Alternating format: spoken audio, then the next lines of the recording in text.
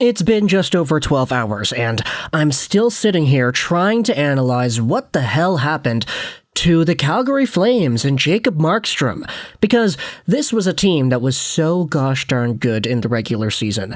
Top of the Pacific, they were a Stanley Cup favorite for myself and a lot of other people in my world, in my circle of hockey fans and whatnot.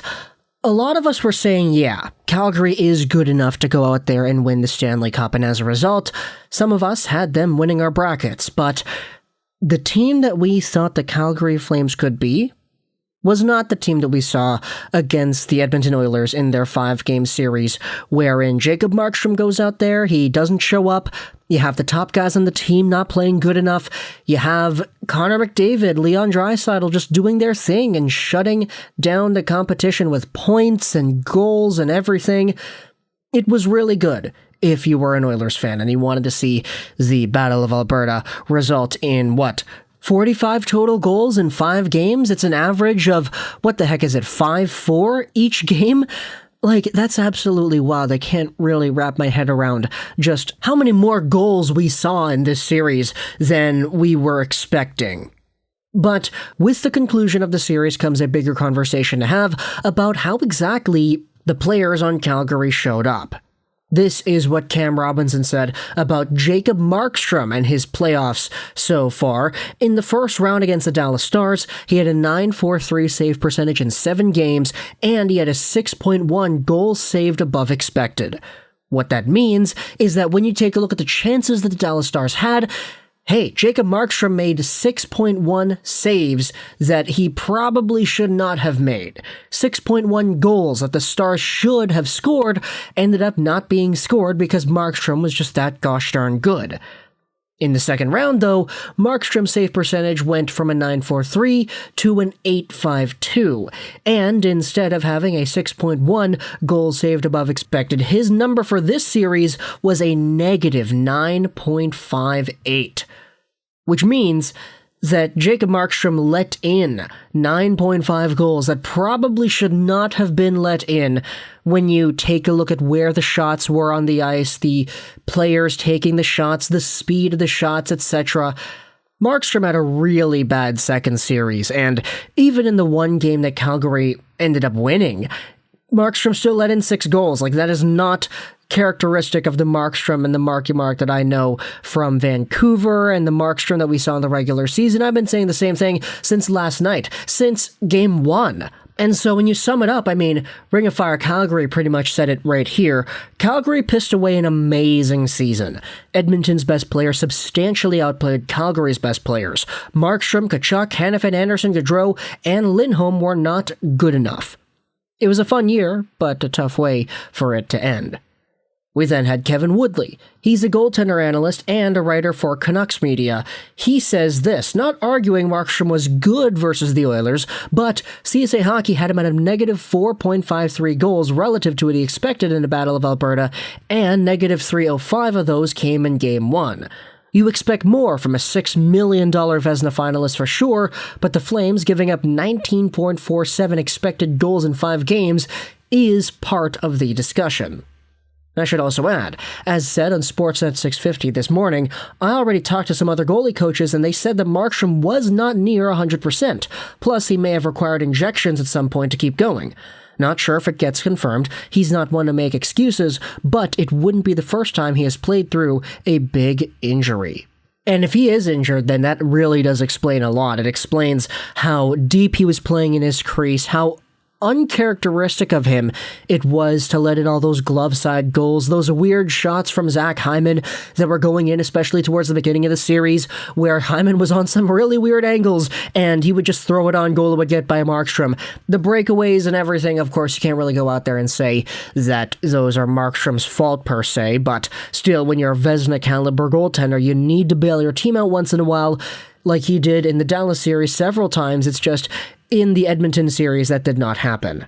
We then had a bit on, the 32 Thoughts podcast from earlier today, where Jeff Merrick and Friedman were both talking about the Battle of Alberta and asking the question whether or not Markstrom was the reason that Calgary blew a tire and lost in 5 games. Now, The Twitter video will be in the description if you want to go ahead and listen to the audio, but Friedman goes out there and he says that what a lot of people were telling him is that Jacob Markstrom and the Calgary Flames were just overwhelmed by the speed of the Edmonton Oilers and that they could not match the pace and they couldn't go out there and maintain a solid game that they wanted to have against this team.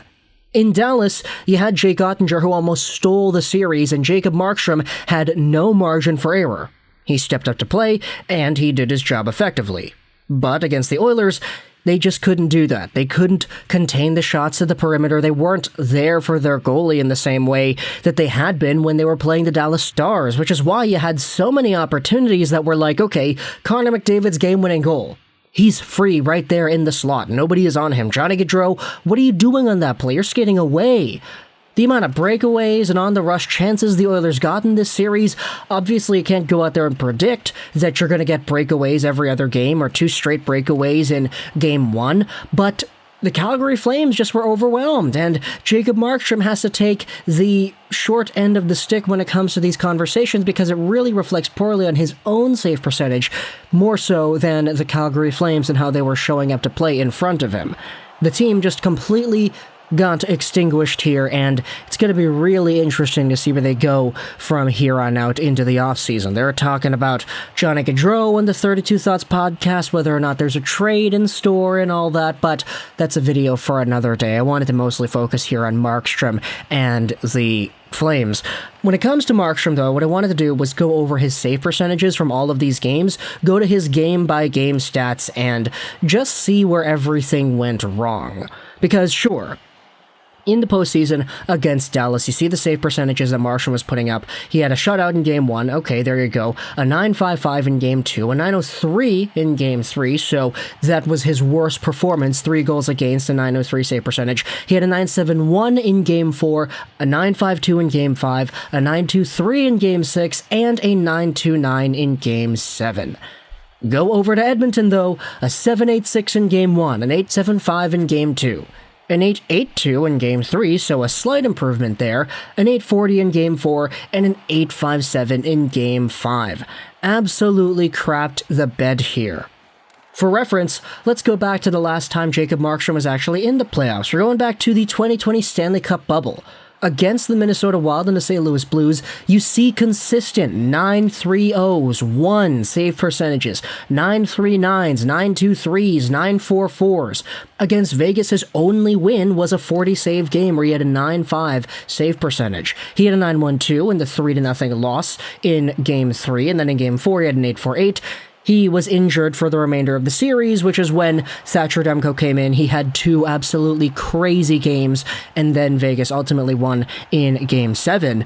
But Jacob Markstrom has been a playoff performer, all things considered. So seeing what happened this season after 1 round, it's really blowing my mind here. This is not the guy that I thought was going out there and playing in net for Calgary. And you could realistically debate that he was the biggest reason as to why the Flames lost. Sure, he's not the reason, but he's one of them. And you could debate that the magnitude of him not showing up was even bigger than Johnny Gaudreau, Lindholm, Mangiapane not going out there and scoring goals when you needed them more. Sure, 2-0 leads, great, but you're blowing these leads, man. Calgary doesn't blow leads. Why the hell are you blowing leads now? Lock a game down for once, eh? My gosh. The Edmonton Oilers are going out there into the 3rd round either against Mac Daddy and the Avalanche or Ryan O'Reilly and the Blues should they miraculously come back and win. I guess we'll make more videos talking about predictions and everything when they go down, but if you review my predictions from the Calgary Flames Edmonton series earlier on, I mean, I was pretty confident that Calgary would be the best version of themselves. Markstrom would be the better goalie than Smith. The defense would actually show up and not get overwhelmed by the speed of Connor McDavid and the playmaking of Leon Draisaitl. The Oilers may be a 2-player team, but boy, did those 2 players really show up to play here today. And you could even see the remainder of the lineup, you know, the defense getting involved, the depth, rebounds, Hyman, Puljujärvi. It's a good story all around. But let me know in the comments all your thoughts about Jacob Markstrom, the Calgary Flames, what happened in the Battle of Alberta and where they can go from here. Do you think it was all Markstrom's fault? Okay, not all Markstrom's fault. It was Markstrom's fault proportionately speaking to everybody else's. Do you think that's the conclusion that we should reach here? Let me know your thoughts in the comment section below. I hope you enjoyed this video of Trolls 99. And bye.